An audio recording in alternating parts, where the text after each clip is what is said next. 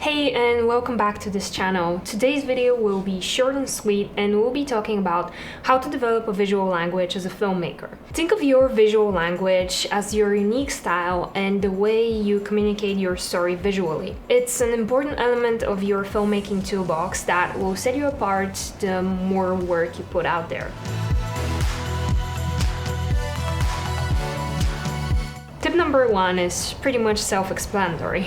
Watch more movies. As filmmakers, one of our biggest resources is the vast library of movies out there, so basically grab your popcorn and dive in. I personally like to do movie marathons. When I see a film which grabs my attention, I'll add it to my list, and when I have some free time, typically over the weekends, I'll just pick a few more series and get lost into it.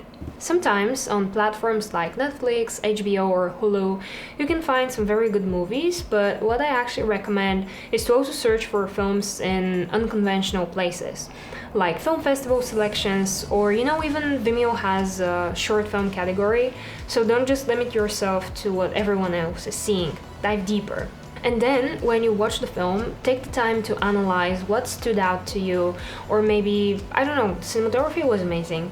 Write down all the thoughts that come to you while you're watching and after you finish watching.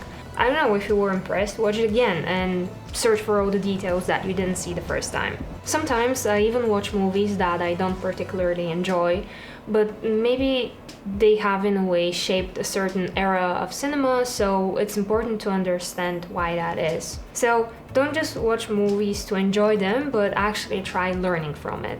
Then another tip would be to try and stay on top of the trends. Follow industry blogs, watch interviews with directors, directors' commentary, and keep an eye on film festivals.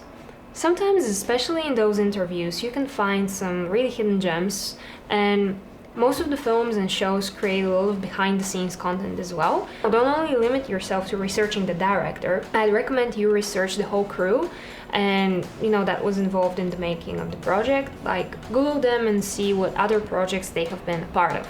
Next, create a gallery of screen grabs. Often when I'm on Instagram, I see a video or screen grabs from a project that I really like, and I know that I'm going to forget about it, so I save it in a special category depending on the project, and maybe later, if I'm developing a pitch or a treatment, I tap into those for inspiration. I also just take screenshots all the time if I see something that I really like, because subconsciously our minds are going to remember that, and even if you don't realize it, you're attracted to a specific style. You have a visual taste, so to say, and just by being exposed to that, this is going to help you develop your visual language as a filmmaker. A very interesting site that I recently found out about is called Eye Candy, and it's basically a library showcasing different visual techniques, and it talks about the terminology behind it. So especially in branded content and in music videos, you see these very cool visual effects that you sometimes don't really know the name of or how they're achieved.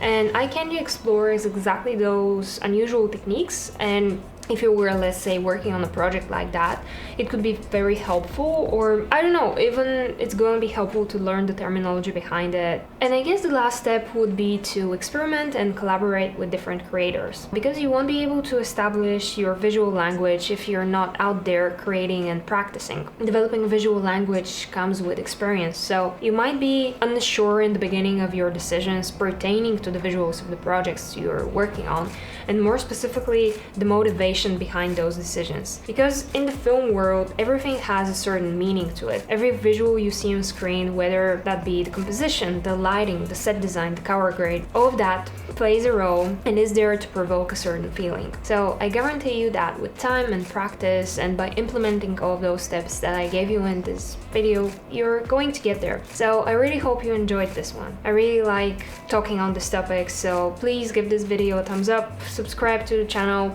and if you're new to this, comment, share, all of that. However daunting this might be to you, it really helps me and motivates me to continue creating those videos. So yeah, thank you for being here, and until next time.